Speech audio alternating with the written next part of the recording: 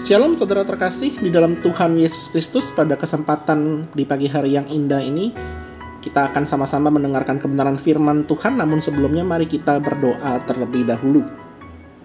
Terima kasih Tuhan karena kami diberikan kesempatan untuk boleh bangun di pagi hari yang indah ini, dan kami akan mendengarkan kebenaran firman-Mu yang menuntun kehidupan kami. Allah Roh Kudus kiranya menerangi hati dan pikiran kami agar kami dapat mengerti kebenaran firman Tuhan dan melakukannya di dalam kehidupan kami. Terima kasih Tuhan, dalam nama Tuhan Yesus kami berdoa. Amin. Pada pagi hari ini, judul renungan akan saya berikan yaitu mencapai kesempurnaan. Terambil dari kitab Ibrani, surat Ibrani 5 ayat yang ke-8 sampai dengan yang ke-9. Demikianlah firman Tuhan. Dan sekalipun ia adalah anak, ia telah belajar menjadi taat dari apa yang telah dideritanya. Dan sesudah ia mencapai kesempurnaannya, ia menjadi pokok keselamatan yang abadi bagi semua orang yang taat kepadanya. Sedemikian jauh pembacaan firman Tuhan, mari kita merenungkannya. Di dalam dunia ini tidak ada orang yang menginginkan seumur hidupnya menderita. Kalaupun ada orang yang ingin menderita, kemungkinan besar orang itu mengalami gangguan. Orang-orang yang normal ingin mencari yang namanya kebahagiaan dan bukan penderitaan. Tetapi harus kita sadari satu hal, bahwa di dalam dunia ini, di dalam dunia yang sudah jatuh ke dalam dosa ini, manusia tidak dapat menghindari yang namanya penderitaan. Maka dari itu ketika kita sedang menderita, maka kemungkinan besar kita itu ingin cepat-cepat keluar dari penderitaan kita.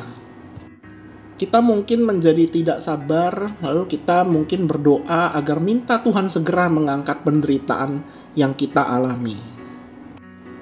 Tetapi kalau misalnya kita memikirkan ulang makna tentang penderitaan itu sendiri, bisa jadi penderitaan itu merupakan sarana di mana Tuhan berbicara dengan keras kepada kita. Bisa jadi, tapi bukan selalu. Pernyataan itu adalah saya kutip dari C.S. Lewis yang mengatakan bahwa penderitaan itu sebenarnya merupakan seperti megafon di mana Allah berteriak kepada kita supaya kita itu kembali kepadanya.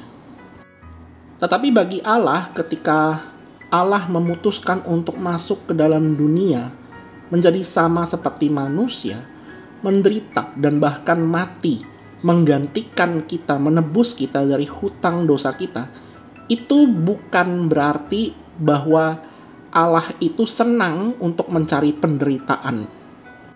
Bukan berarti juga bahwa itu merupakan sebuah ujian bagi Allah supaya dia sempurna. Bukan demikian, saudara. Nah, lantas bagaimana kita memahami dari Ibrani 5 ayat 8 dan 9 tersebut?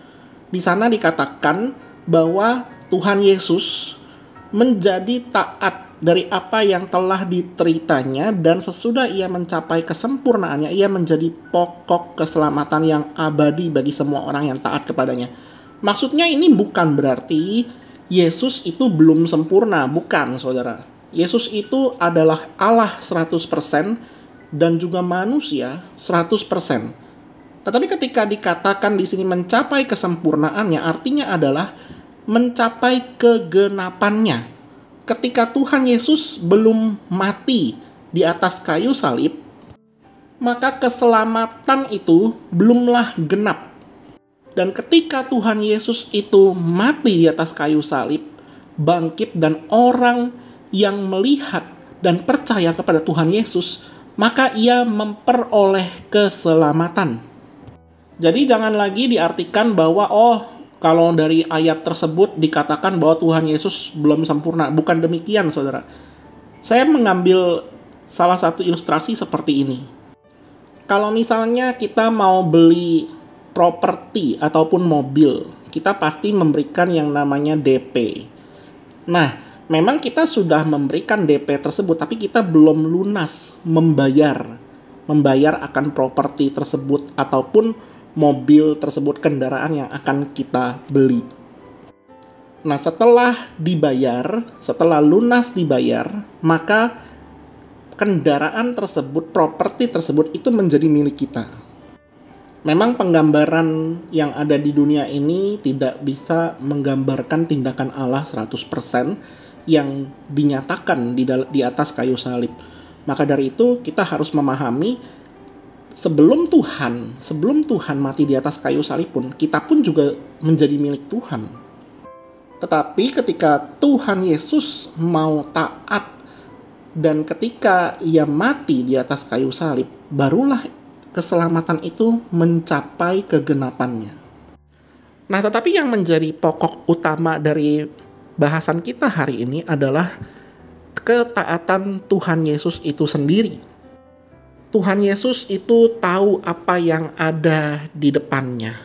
Tuhan Yesus itu bahkan juga mengetahui dan juga merencanakan tentang keselamatan itu bagi kita. Tetapi dia harus melewati yang namanya penderitaan itu terlebih dahulu.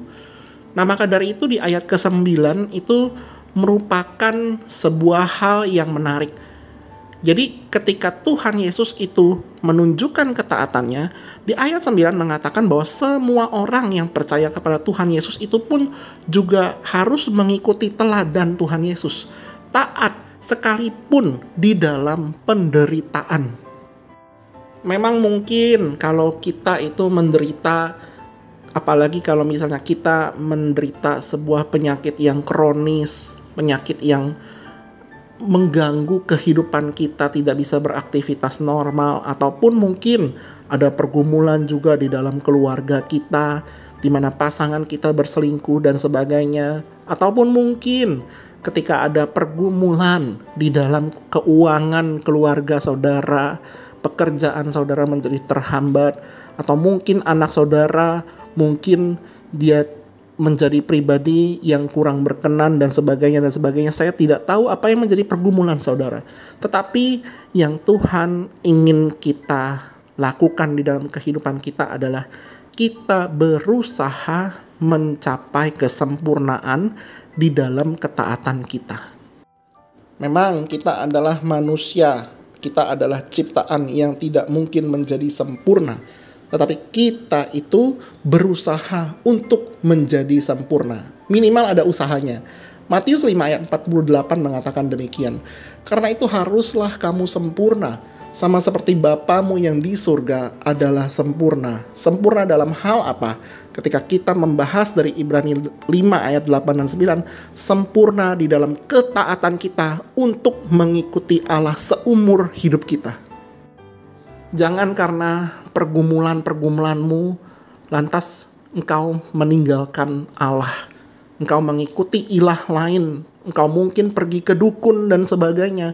Engkau mungkin melakukan dosa-dosa dengan menipu orang lain dan melakukan hal-hal yang tidak diperkenankan oleh Allah. Engkau mungkin ketika ada masalah rumah tangga, lantas engkau ingin, ya sudahlah karena tidak bisa diobati rumah tangga ini, maka aku ingin bercerai dan sebagainya. Bukan demikian saudara.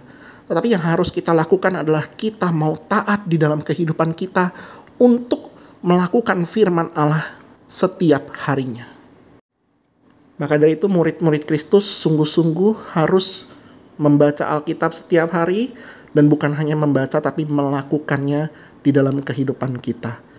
Kiranya Tuhan Yesus memberkati kita senantiasa melewati penderitaan-penderitaan kita, karena penderitaan itu sendiri adalah sesuatu yang tidak enak, tetapi kemungkinan besar bisa jadi Allah sedang berbicara kepada Anda sekalian melalui penderitaan-penderitaan itu, agar kita mencapai kesempurnaan, taat seperti Tuhan Yesus taat mati di atas kayu salib. Mari kita berdoa. Tuhan Yesus, terima kasih untuk firman-Mu yang mengingatkan kami bahwa kami sesungguhnya adalah manusia-manusia yang lemah. Kami perlu kekuatan dari Allah Roh Kudus agar kami boleh dapat hidup kudus, hidup taat di dalam kehidupan kami sehari-hari. Tuhan, kiranya Engkau yang menolong kami, kiranya Engkau yang membantu kami. Terima kasih Tuhan untuk pimpinan tangan-Mu. Terima kasih ya Tuhan untuk semua berkat-Mu, kiranya Engkau yang memimpin aktivitas kami sepanjang hari ini. Di dalam nama Tuhan Yesus Kristus kami berdoa. Amin.